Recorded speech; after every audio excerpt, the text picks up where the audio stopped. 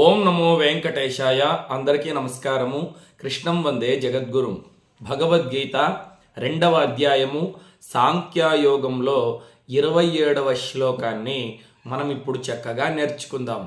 జాతస్య హి ధ్రువో మృత్యుః ధ్రువం జన్మ మృతస్య చ తస్మాదపరిహార్యార్థే నత్వం శోచితుమర్హసి. శ్రీకృష్ణ పరమాత్మ అర్జునుడితో చెబుతున్నాడన్నమాట. ఓ అర్జునా, పుట్టిన వానికి మరణము తప్పదు, మరణించిన వానికి మరలా జన్మము తప్పదు. అనివిచార్యమగు ఈ విషయమును గురించి దుఃఖింపతగదు. అంటే ఈ భూమి మీద పుట్టినటువంటి ప్రతి వ్యక్తి కూడా ఏదో ఒక రోజు మరణించవలసిందే. మరణమును తప్పించుకున్నట్టుకు ఎవ్వరి చేత సాధ్యమే కాదు. ప్రపంచాన్నంతా జయించినటువంటి అలెగ్జాండర్ చిట్ట చివరి దశలో వాళ్ళ గురువు అరిస్టాటిల్ని పిలిచి, గురువు గారు, ఇంకొన్ని రోజుల్లో నేను చనిపోతాను. నేను చనిపోయిన తర్వాత నా శవాన్ని డాక్టర్లు మాత్రమే మోయాలి. అదేవిధంగా నేను సంపాదించినటువంటి డబ్బునంతా కూడా నా మీద చెల్లుతూ ఊరేగిస్తూ నన్ను తీసుకొని వెళ్ళి దహన క్రియలు చేయాలి. ఇక నేను చనిపోయినప్పుడు నా 2 చేతుల్ని ఇలా పెట్టి కట్టేసేయాలి అన్నాడు. అప్పుడు వాళ్ళ గురువు, ఎందుకు ఇలాంటి కోరికలు కోరుతున్నామంటే, ఏమీ లేదు గురువు గారు, ప్రపంచాన్నంతా నేను జయించాను, కానీ చావుని నేను జయించలేకపోయాను. ప్రపంచంలోనే ఎంతో పేరుగాంచినటువంటి డాక్టర్లు, అంటే ఎంబీబీఎస్ డాక్టర్ లాంటి వాళ్ళు ఎంతోమంది నా చుట్టూ ఉన్న ఒక్కరు కూడా నా చావుని తప్పించలేకపోయారు. అంటే చావు నుండి నన్ను కాపాడలేకపోయారు. దీన్ని ప్రతి ఒక్క మనిషి కూడా గుర్తుపెట్టుకోవాలి. ఇక నా 2 చేతులు ఎందుకు ఇలా కట్టేయమన్నానంటే, నేను భూమి మీదకి వచ్చినప్పుడు మా తల్లి కడుపులో నుండి ఇలా ఒట్టి చేతులతోనే వచ్చాను. వెళ్ళిపోయేటప్పుడు కూడా ఇలా ఒట్టి చేతులతోనే వెళ్ళిపోతున్నాను. నా వెంట ఏదీ రావడం లేదు, నేను ఏమీ తీసుకొని వెళ్ళడం లేదు అని ప్రపంచం తెలుసుకోవాలి. ఇక 3వ కోరిక, డబ్బులు బంగారు నా మీద ఎందుకు చల్లి నన్ను తీసుకొని వెళ్ళి దహన క్రియలు చేయమన్నానంటే, ఈ డబ్బు కోసం, ఈ బంగారం కోసం జీవితాంతము ఎంతో కృషి చేశాను. భగవంతుణ్ణి పూజించలేదు, తల్లిదండ్రుల్ని గౌరవించలేదు, చేయరాని ఎన్నో పనులు చేశాను. కానీ చిట్ట చివరి దశలో ఈ బంగారం, ఈ డబ్బులు ఏమీ ప్రయోజనం లేకుండా అయిపోయింది. దీన్ని నేను తీసుకొని వెళ్ళలేకపోతున్నాను. ఇది నా ప్రాణాలని కూడా కాపాడలేకపోయింది.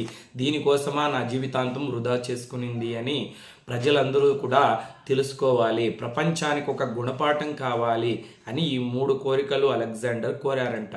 కాబట్టి ఈ విషయాన్ని మనం బాగా గుర్తుపెట్టుకుంటే మనకు ఎంత జ్ఞానోదయం అవుతుందండి. ఈ విషయాన్ని కృష్ణ పరమాత్మ ఎంత అద్భుతంగా చెబుతున్నారు చూడండి.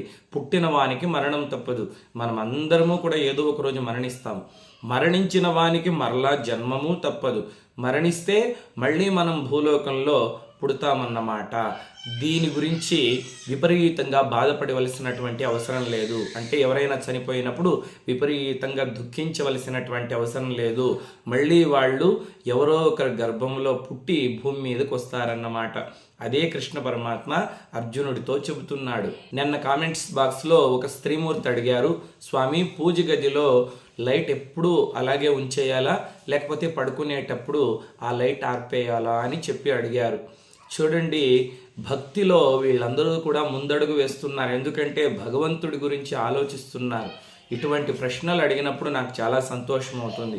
ఈ విషయాన్ని అందరూ బాగా గుర్తుపెట్టుకోండి. పూజ గదిని మనం ఎప్పుడూ చీకటిగా ఉంచకూడదు. ఎప్పుడూ పూజ గదిలో ఒక దీపం వెలుగుతూ ఉండాలి.